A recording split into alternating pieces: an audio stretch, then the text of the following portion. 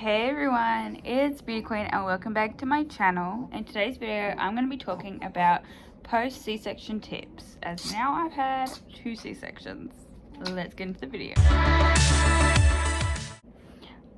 I do have a very grumpy child on me, so I'm maybe stopping and starting a little bit, but let's get into this. So recovering from a C-section requires a lot of care and patience with yourself. But I thought I would compile a list of some ideas that can kind of help you recover from your C-section.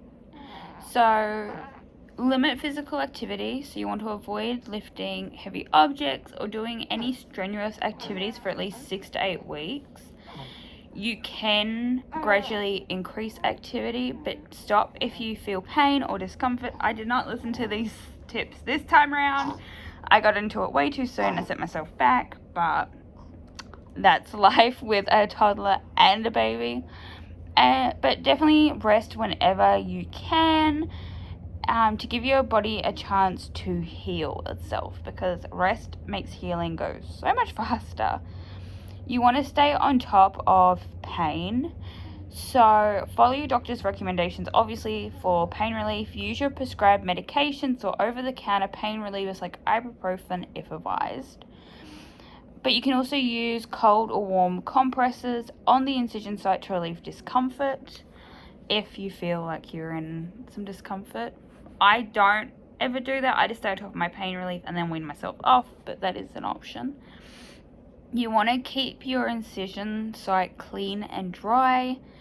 So after you wash yourself in the shower, make sure you gently pat the incision site dry. And watch for signs of infection. Look out for redness, swelling, or discharge, and contact your doctor if needed or if you have any concerns. When you're coughing, sneezing, or even laughing and bowel movements at the first week, it can actually hurt a lot. So hold your around your C-section site with a pillow when doing those things. It just makes it so much easier to reduce strain and make it less painful. Remember to eat a balanced diet with heaps of nutrient-rich foods to promote healing, like fruits, vegetables, lean proteins, and whole grains. Drink plenty of water and include fiber-rich foods to prevent constipation, which can then strain the incision. So begin exercising gradually. Begin with short, gentle walks to improve circulation, which can also reduce the risk of blood clots. Even doing this, you can just do it around your house to start with. Just get up, get moving, even if it's for 5 minutes. And before you start any postpartum exercises, consult your doctor, especially before starting exercises to strengthen the pelvic floor or core, which can be really affected by a C-section. Be patient with yourself though. It's normal to feel emotional with highs and lows, and give yourself time to adjust. This goes without saying for both C-sections and regular births. When your hormone levels drop and start to regulate themselves again after being pregnant, you are going to have what is called the postpartum blues.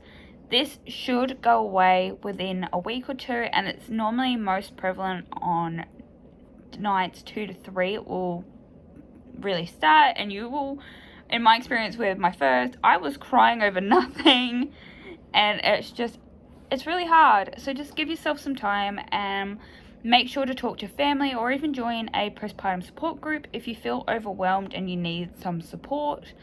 And watch out for postpartum depression and postpartum anxiety, and reach out to your healthcare provider if you notice any signs of either of them, because your mental health matters just as much as the physical healing.